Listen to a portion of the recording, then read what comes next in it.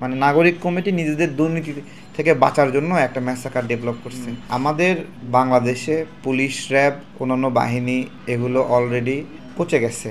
সেনাবাহিনী ভালো খারাপ সব কিছু মিলিয়ে সেনাবাহিনীকে দেখলে মানুষ ভয় পায় অথবা সম্মান করে। দেশের শৃঙ্খলার জন্য এটা একটা খুঁটি। মানে এই খুঁটি দেখতে যেমনই হোক, এই খুঁটিটা আমার মাথার উপর আকাশ ভেঙে পড়া থেকে আকাশটাকে আটকায় রাখে, তাই না? তো এই খুঁটিটাকে নড়বড়ে করার একটা চেষ্টা আছে ভাই। যে যাই বলুক, চাঁদাবাজি, লুটপাট, বিভিন্ন রাজনৈতিক দলের বিভিন্ন ধরনের কর্মকাণ্ড, সেনাবাহিনী গেলে সব ঠান্ডা। ওই জায়গা থেকে ওই জায়গাটা নষ্ট করার জন্য একটা তৎপরতা আছে বেশ কিছুদিন যাবতই। তো সেনাবাহিনী আওলায় গেলে লাভ কার? আমরা কেউই কি নিরাপদ? আমি আপনাদেরকে বলি, ধরেন আজকে ওয়াকার সাহেবকে কেন্দ্র করে সেনাবাহিনীর মধ্যে দুই ভাগে ভাগ হয়ে গোলাগুলি ঠুসঠাস করে আওয়াজ হচ্ছে, তাই না? তাহলে এই জাতির মধ্যে যে একটা শৃঙ্খলা, এই শৃঙ্খলাটা নিয়ন্ত্রণ করবে কে, তাই না? এটা কি খেলার জিনিস? অনেকে বলতেছে ওয়াকার এবং সেনাবাহিনী এক জিনিস না। আরে ভাই, সেনাবাহিনীর সর্বোচ্চ নির্বাহী প্রধান, তাকে আর সেনাবাহিনীকে এক জিনিস না আপনি বোঝাচ্ছেন, এটা কি হয় নাকি বলেন? ভাই, 30% মানুষ ধরেন সেনাবাহিনী, তারা তো অন্তত তার কমান্ড মানবে, সেটা নিয়ে একটা ঝামেলা হবে না? এইটা একটা ম্যাসাকার। মানে নাগরিক কমিটি নিজেদের দুর্নীতি থেকে বাঁচার জন্য একটা ম্যাসাকার ডেভেলপ করছে। আমরা বিবিধ বিষয়ে বিচার চাই, জবাবদিহিতা চাই, যে 627 জনকে কে ছেড়ে দিল, কিভাবে ছেড়ে দিল। তারপরে আবার ইউনূস সরকারও 585 জন আওয়ামী লীগ নেতাকে জামিন দিছে, কেন দিল, এগুলো জবাব চাই।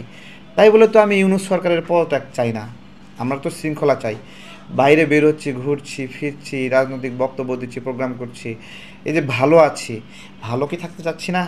আমার প্রশ্ন, আমরা কোন সিচুয়েশনটা চাই? আমরা আওয়ামী লীগের বিষয়ে কথা আসছে, তাই না? যে আওয়ামী লীগের পুনর্বাসন। আচ্ছা, ওয়াকার সাহেব চাই আওয়ামী লীগের পুনর্বাসন, এটাই তো বলতেছে। আপনাকে একটা কথা বলি, ধরেন আপনার গ্রামের নাম লতিফপুর। এই লতিফপুর গ্রামে 10 জন আওয়ামী লীগের নেতা ছিল। এরা মানুষের জায়গা জমি দখল করে মানুষকে কষ্ট দিছে। তো এই লোকগুলো এই লোকগুলো শেখ হাসিনা পতনের পরে খুব বেকায়দায় আছে। মানুষ এদের উপর মানে বিলা হয়ে আছে এবং এরা এলাকায় ঘোরাফেরা করতে পারে না। আচ্ছা, তো মানুষ একটা শান্তির পরিবেশে আছে। আর এই মানুষটা যদি ধরেন বিএনপিতে, জামাতে অথবা নাগরিক পার্টিতে অথবা গণ অধিকারে অথবা আমার দলে যোগ দেয়, তাহলে এই লোকের দ্বারা যে এলাকাবাসী নিপীড়িত হতো, তারা আবার নিপীড়িত হবে না এই লোকগুলোর দ্বারা? ভালো করে বোঝেন কিন্তু। মানে এই যখন নাগরিক কমিটির হয়ে আওয়ামী লীগের এই লোকটা জয়েন করলো, তখন তো সে, তার মানে হাসিনার পতন হলেও আওয়ামী লীগের লোককে দলে জায়গা দেওয়াতে মানুষের মুক্তি আসলে হচ্ছে না, তাই না? আচ্ছা, হাসনাতরা আওয়ামী লীগকে নিষিদ্ধ চায়, খুব ভালো কথা। আওয়ামী লীগকে নিষিদ্ধ কে চাইবে? যে আওয়ামী লীগকে সহ্য করতে পারে না সে চাইবে, তাই না? আওয়ামী লীগের উপর ক্ষিপ্ত সে চাইবে, আওয়ামী লীগের দ্বারা ক্ষতিগ্রস্ত সে চাইবে, তাই না? সে নিশ্চিত যাবে। হাসনাত কি আওয়ামী লীগের দ্বারা ক্ষতিগ্রস্ত? আমি জিজ্ঞাসা করছি। শেখ হাসিনার পতনের পরে হাসনাত শ্রমিক লীগের নেতার বাসায় গেল, তাই না? গিয়ে মিটিং করলো। এখন হাসনাত তো ক্ষতিগ্রস্ত না, কারণ হাসনাত আওয়ামী লীগে নিষিদ্ধ যাচ্ছে। আওয়ামী লীগে নিষিদ্ধ চাইবে কে? আমাকে 3বার গুম করছে, আমি নিষিদ্ধ চাবো? আমি নিষিদ্ধ চাই? আমি নিষিদ্ধ চাই? আমি নিষিদ্ধ চাই? তাহলে আমি নিষিদ্ধ চাই, আমি ক্ষতিগ্রস্ত চাই, তাই না? তা হাসনাত নিষিদ্ধ চাই আসলে কেন? আমার প্রশ্ন, সে কি আওয়ামী লীগের দ্বারা নিষিদ্ধ চাই? হাসনাতের একটা এজেন্ডা তুষার ফাঁস করে দিছে। তুষার ফাঁস করে দিছে কিভাবে? সে বলতেছে আওয়ামী লীগের ভোট জামাত যতটা না পাবে তার চেয়ে এনসিপি বেশি পাবে, তাই না? তার মানে এনসিপি আওয়ামী লীগের ভোটটা চায় নাকি? এনসিপি আওয়ামী লীগের ভোট চায় তুষারের কথা অনুযায়ী। তা আওয়ামী লীগের ভোটটা কখন আসবে? আওয়ামী লীগ যদি না থাকে তাহলে আওয়ামী লীগের বিকল্প ভোট তারা পাবে, তাই না? তাহলে এখন আমাদের কনসার্নের জায়গা কি? যে আমরা আওয়ামী লীগ পতন হয়েছে, আওয়ামী লীগ ছাড়া একটা রাজনৈতিক প্রক্রিয়া দেশে তৈরি করব। আওয়ামী লীগ ছাড়া, আওয়ামী লীগ ছাড়া মানে আওয়ামী লীগের শুধু ব্যানার ছাড়া, তাই না? তা না, আওয়ামী লীগের যে গুন্ডা পান্ডা আছে, আওয়ামী লীগের সন্ত্রাসী আছে, গণহত্যা যে তারা আছে, তারা সবাই রাজনীতি থেকে দূরে থাকবে, আমাদের কথা এটা। কিন্তু এনসিপি সহ কিছু দল কী করলো? আওয়ামী লীগকে তাদের দলে পুনর্বাসন করলো। এখন করার ফলে কি হচ্ছে? নাগরিকরা অনিরাপদ হয়ে যাচ্ছে, কারণ ও তো আরও ভয়ঙ্কর হয়ে ফিরে আসবে। 2 দিন আগে ওরে এলাকার পাবলিক দৌড়ে নিয়ে দিচ্ছে, এখন যারা যারা দৌড়ে নিয়ে দিচ্ছে, এখন যে নাগরিক কমিটিতে ও পদ নিল, তখন তো ও তাদের উপর আবার মানে হলো খেপে যাবে, তুই তো খুব বাহাদুরি করছিস, আমি এখন এনসিপি করি।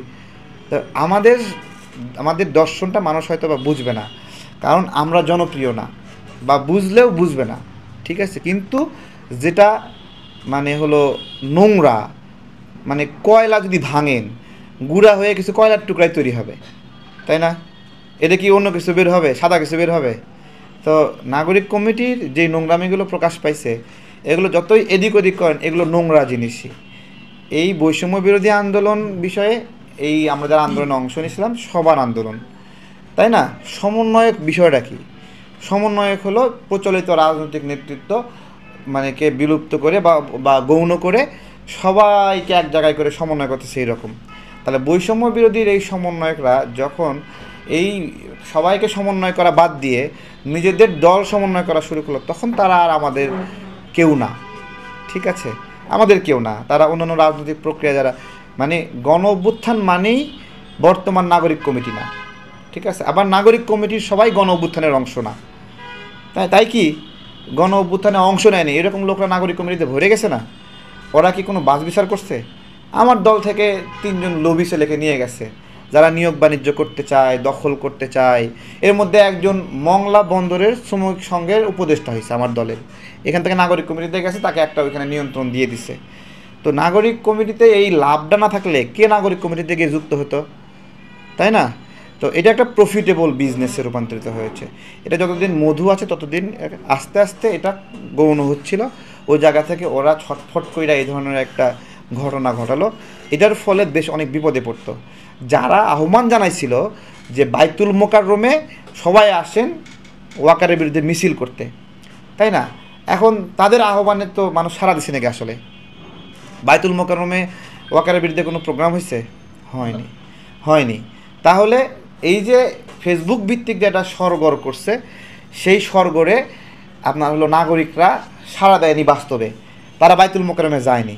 ক্ষতিটা হয়েছে কি, বাইতুল মোকাররমে হামাস বলছিল সারা বিশ্বের সকল কেন্দ্রীয় মসজিদে বাদ জুমা তাদের জন্য দোয়া হবে, সেই দোয়ার প্রোগ্রামটা নষ্ট করা হয়েছে। দেখেন, যে সময় দোয়ার প্রোগ্রাম সেই সময় বলছে এখানে ওয়াকারের বিরুদ্ধে মিছিল হবে। তা এখন আমরা সেখানে যাই দেখি যারা মিছিল ডাক দিচ্ছে তারা কেউই নাই। হ্যাঁ, ইভেন যে নাগরিক কমিটি ওয়াকারের বিরুদ্ধে প্রোগ্রাম কথাবার্তা বলছে, বিভিন্ন কিছু বলছে। আমার প্রশ্ন ওইটাই যে বৈষম্য বিরোধীর ব্যানারে একটা মিছিল কোথায় ওয়াকারের বিরুদ্ধে?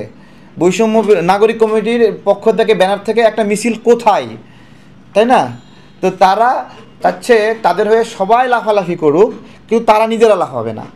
তার মানে সবার সাথে সম্পর্ক খারাপ হোক সেনাবাহিনীর, তারা চুপে চাপে আসছে, ঠিক আছে? দেখাবে যে আমরা তো আর কিছু বলি নাই, ওই জায়গায় এক জায়গায় সমঝোতার বিষয়।